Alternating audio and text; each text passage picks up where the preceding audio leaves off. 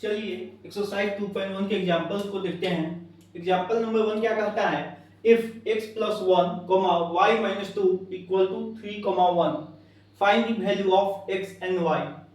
कहता है x plus 1, y minus 2 किसके बराबर है, 3, 1 की। आप ऑर्डर पेयर पढ़े हुए हैं तो आपको पता है a, b इक्वल दिया हुआ है c, d का। इसका मतलब होता है a इक्वल है c के और b इक्वल है d के। इसी का इस्तेमाल करके हम x और y का वैल्यू लेंगे। यहाँ पर क्या हो जाएगा, x प्लस 1 किसके इक्वल होगा, 3 के। मान लीजिए ये a है और ये b है, ये c है और ये d है। a इक्वल होगा c के, x प्लस 1 किसके इक्वल हो गया, 3 के। तो इम्प्लाइज टू x इक्वल हो जाएगा 3 minus 1 implies to x equal हो गया 2 के। उसी प्रकार y माइनस 2 किसके इक्वल हो जाएगा, 1 के। Implies to y equal to minus 2 इधर जाएगा तो क्या होगा, plus implies to y equal to 3। Therefore x equal to 2, y equal to 3, sorry and लिख दीजिए, सही होगा। आई होप आपको क्लियर हुआ होगा। अब बात करते हैं एग्जांपल 2 क्या कहता है, if p equal to a, b, c and q equal to r form the set p cross q and q cross p। कहा है कि दो आपको सेट दिया हुआ है, p है abc, q है r। अब आपको दो का तीसरे प्रोडक्ट करना है, p क्रॉस q का एंड q क्रॉस p का। कहता है दोनों प्रोडक्ट इक्वल हैं। पहले हम क्या करेंगे, p क्रॉस q। नियम पता है, सबसे पहले आप कर्ली ब्रैकेट लगाइएगा। जब p क्रॉस q है तो p के एलिमेंट, एक एलिमेंट को पकड़िए और q में जो एलिमेंट है उसके साथ ऑर्डर पेयर बनाइए। क्या हो जाएगा, a, r। इसमें कोई नहीं है एलिमेंट तो वापस आप आइए b में, b को लिखिए b, r। उसी प्रकार c के साथ कीजिएगा तो c, r। ये आ गया आपका p क्रॉस q। अब हम बात करते हैं q क्रॉस p। इसमें से क्या करना है, अब देखिए आगे क्या है q, तो q को फर्स्ट एलिमेंट मान के हम क्या करेंगे, q से इन तीनों के साथ ऑर्डर पेयर बनाएंगे। तो क्या हो जाएगा, r, a, second r, b, उसके बाद r, c।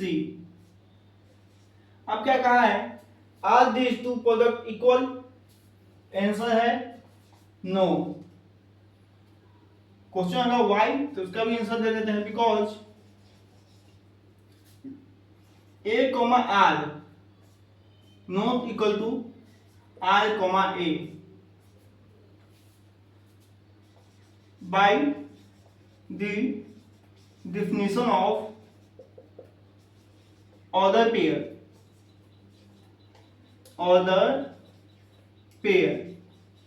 आप तो जानते हैं ऑर्डर पेयर के डिफिनेशन के हिसाब से a, r नॉट इक्वल होगा r, a।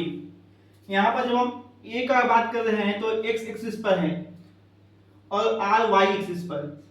लेकिन जब हम r, a का बात करते हैं तो r हो जाता है x एक्सिस पर और a हो जाता है y एक्सिस पर। क्या दोनों बात सेम है? तो नहीं है। ऑर्डर पेयर का डिफिनेशन क्या कहता है, उसके मुताबिक आप सब पढ़े क्या है, प्लीज नोट डाउन।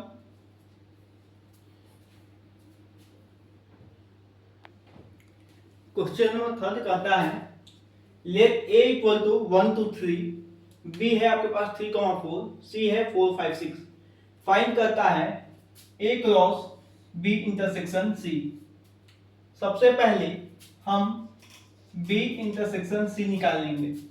b में है 3, 4 और c में है 4, 5, 6। तो इंटरसेक्शन का मतलब है दोनों में कॉमन क्या है। तो आपको पता है दोनों में कॉमन क्या है, 4। तो हमारा पहला क्वेश्चन बनाने के लिए टूल मिल चुका है, a cross b intersection c। a का वैल्यू है 1, 2, 3 क्रॉस b इंटरसेक्शन c आ गया है 4। क्या हो जाएगा, पहले है ए, तो ए का जो भी एलिमेंट है उसका हम बी इंटरसेक्शन सी के जो एलिमेंट है उसके साथ ऑर्डर पेयर बनाएंगे। पहले हम 1 का करेंगे 4 के साथ, तो क्या आ जाएगा 1,4। उसी प्रकार 2 का 4 के साथ 2,4, 3 का 4 के साथ करेंगे तो 3,4। ये हो गया आपका A cross B intersection C. अब कहा है A cross B intersection A cross C. Second में है A cross B intersection A cross C. इसके लिए हम अलग अलग निकाल लेते हैं। पहले निकालेंगे ए क्रॉस बी। ए क्रॉस बी क्या हो जाएगा, 1 2 3 का क्रॉस कराना है 3,4 के साथ।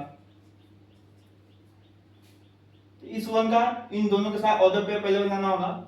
1 का 3 के साथ तो क्या होगा 1,3, 1 का 4 के साथ तो 1,4, फिर 2 का 3 के साथ 2,3, उसी प्रकार 2 का 4 के साथ 2,4, 3 का 3 के साथ 3,3 और 3 का 4 के साथ 3,4।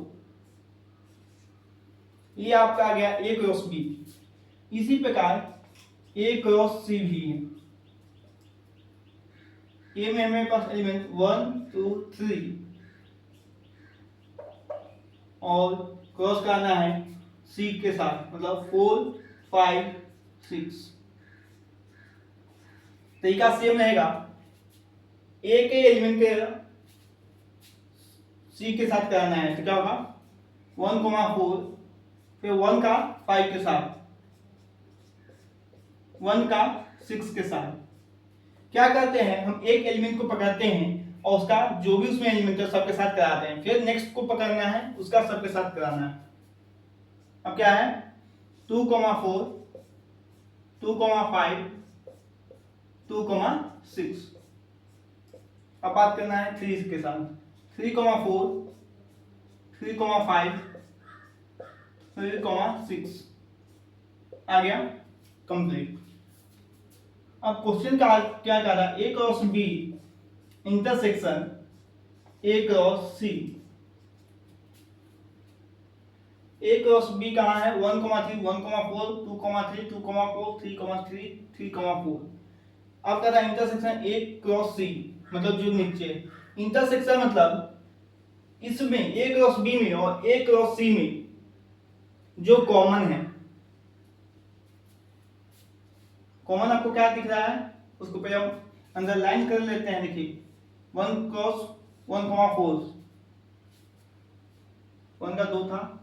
अब बात करते हैं 2,4, उसके बाद 3,4। इसके अलावा कोई भी कॉमन नहीं है तो क्या होगा 1,4 2,4 3,4। आई होप आपको समझ में आया होगा। अब बात करते हैं third number A cross B union C. A cross B union C, इसको सॉल्व करने से पहले हमें यहां पर बी यूनियन सी निकाल लेते हैं। देखिए बी में है 3 4 और सी में है 4 5 6, तो क्या हो जाएगा 3 4 5 6 3 4 5 6। और ये हमको पता है क्या 1 2 3, इसका क्रॉस कराना है 3 4 5 6 के साथ। नियम आपको पता है, पहले एक एलिमेंट को पकड़िए और उसका order pair B union C के सारे एलिमेंट के साथ बता दीजिए। जैसे 1 है तो 1,3 1,4 1,5 1,6। अब क्या करना है 2 2,3 2,4 2,5, 2,6। इसी प्रकार क्या बचा 3, तो 3,3, 3,4, 3,5, 3,6। आई होप आपको समझ में आया होगा। अब बच गया आपका last question, A cross B union A cross C। अब देखिए हम A क्रॉस B भी निकाले हुए हैं, A क्रॉस C भी। इस क्वेश्चन को हम यहां पर बनाने वाले हैं।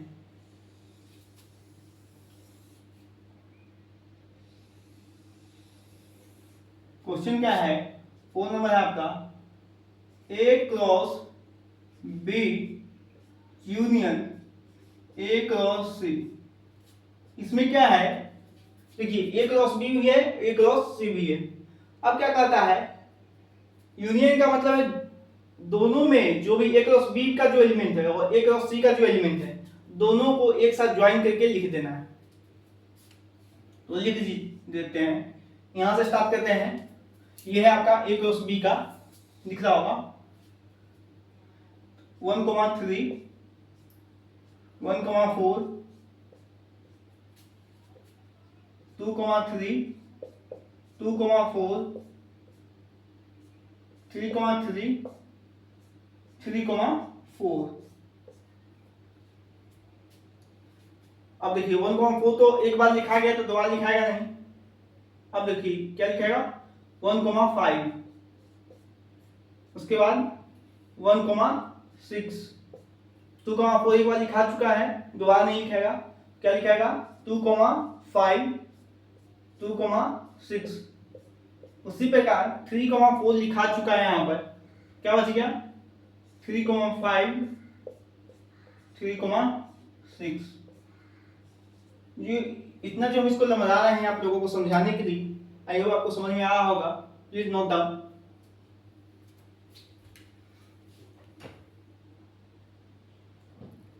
चलिए एग्जांपल नंबर 4 क्या कहता है देखते हैं।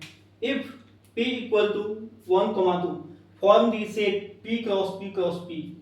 मतलब 3 बार P का आपस में मल्टीप्लाई है, मतलब कार्टेशियन प्रोडक्ट निकालना है 3P का। इसको हम लोग क्या कहते हैं, ट्रिपलेट। निकालने का सिंपल तरीका, पहले हम P क्रॉस P निकाल लेते हैं, ठीक है। 1,2 का क्रॉस कराएंगे 1,2 के साथ, क्या आ जाएगा, एक 1 को पकड़िए और इधर वाले के साथ ऑर्डर पे बनाएंगे, क्या आ गया 1,1 और 1,2।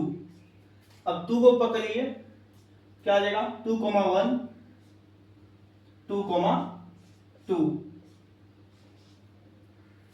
ठीक है।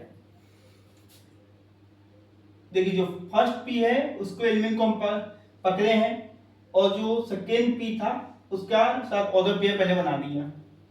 फिर सेम किए हैं, जो फर्स्ट P का सेकेंड एलिमेंट है उसको पकड़े हैं और इन दोनों के साथ ऑर्डर पेयर बनाए।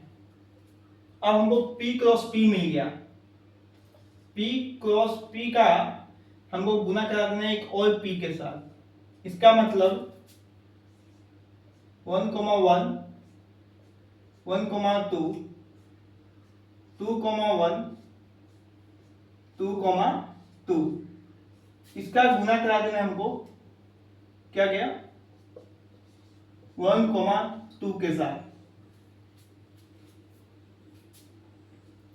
तो क्या हो जाएगा, इसको पकड़िए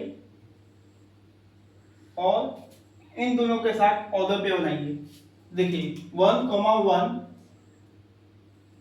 इसके साथ तो 1 हो गया, इसको पकड़े 1,1 और पहले एलिमेंट के साथ ऑर्डर पे बना दिए, क्या हो गया 1,1, फिर कॉमा लगाइए, फिर इसी एलिमेंट के साथ जो फर्स्ट का है फिर 2 के साथ बनाइए, तो क्या हो जाएगा 1,1,2। इसका हम इन दोनों के साथ बना दिए।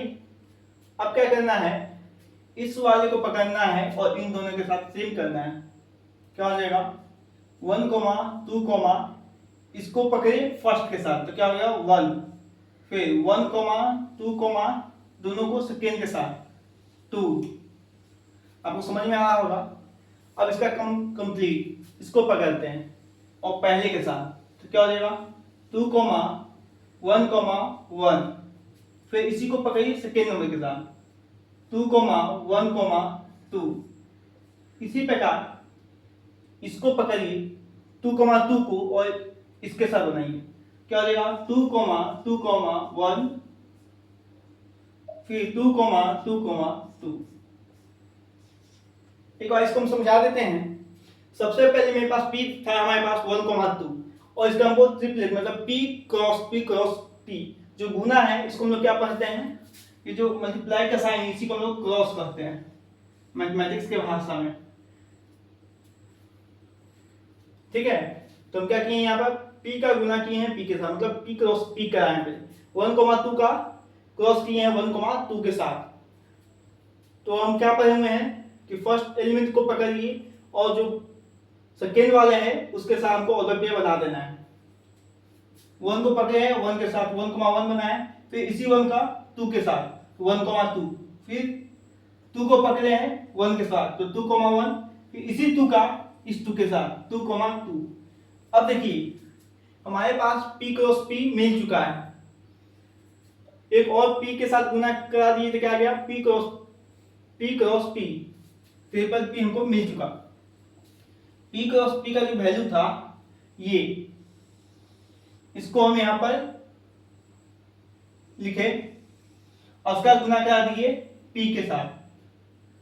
देखिए अब क्या कीजिए, ये जो आपका 1,1 है इसको आप सिंगल मान के चलिए, मानिए एक एलिमेंट है, इस एलिमेंट का इन दोनों के साथ पहले ऑर्डर पेयर बनाए क्या हो जाएगा 1,1 ये एक था उसके साथ 1, ठीक है, फिर इन्हीं दोनों के इसके साथ 2 का ये एलिमेंट उतर गया उसके साथ 2 लिख दिए। सेम इसमें भी आइए, इसके साथ 1 के साथ बनाया है, इसका बन गया 1,2,1, फिर इसी का 2 के साथ बनाए तो 1,2,2। सेम इसी प्रकार आइए 2 का बनाना है 2,1 का 1 के साथ तो क्या हो जाएगा 2,1,1, फिर इसी 2,1 का 2 के साथ 2,1,2। अब बात करते हैं 2,2 इसका बनाना है 1 के साथ तो 2,2,1, फिर इसी 2,2 का 2 के साथ तो 2,2,2। आइयो आपको समझ में आया होगा। अब बात करते हैं एग्जांपल 6। 5 को थोड़ा नीचे रखें समझाने के लिए। इसमें क्या कहा है a क्रॉस b हमको दिया हुआ है pq pi mq mi, आपको कार्टेशियन प्रोडक्ट दे दिया है। अब कहता है फाइंड a एंड b। अभी हम आपको पढ़ा रहे थे तो बताए हैं जो एलिमेंट हम पहले रखे हैं, अगर हम a क्रॉस b कर रहे हैं, ठीक है, a को पहले रखे हैं तो जो भी x एक्सिस पर एलिमेंट होगा वो किसका एलिमेंट होगा फर्स्ट वाले का, और सेकेंड वाले पर जो भी y एक्सिस पे होगा किसका एलिमेंट होगा सेकेंड वाले का। मतलब यहां से आपको ये बात पता चल गया a का एलिमेंट क्या क्या होगा p और m, किसका एलिमेंट है a का, और b का q और r। क्यों, देखिए a हमको x एक्सिस को डिनोट करता है, ये समझ के आप चलिए। तो x एक्सिस पर क्या है देखिए p है और m है, ठीक है, और b हमको y एक्सिस को डिनोट कर रहा है, y पर क्या है q और r, बस यही आपका आंसर है। अब देखिए कहता है r is the set of all real number, r क्या है रियल नंबर का सेट है। तो what do the Cartesian product r cross r, तो r क्रॉस r का कार्टेशियन प्रोडक्ट क्या होगा, ठीक है। दूसरा है मेरे पास r क्रॉस r, ये 2 सेट का कहता है या 3 सेट का हमको Cartesian product.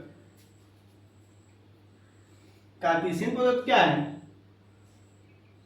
r, sorry 2 set का है तो r, यहाँ r बिलोंग करता है सेट ऑफ रियल नंबर। एक काम करते हैं यहाँ पर हम स्मॉल r मान के चलते हैं, एक सेकेंड। जब हम किसी भी 2 सेट का हम जो कार्टेशियन प्रोडक्ट करते हैं तो क्या आएगा इस प्रकार से आएगा r, वेयर जहां आर किससे बिलोंग करता है, रियल नंबर के सेट से। और इसमें एक और क्वेश्चन है, रिप्रेजेंट क्या करता है, ये टू डायमेंशनल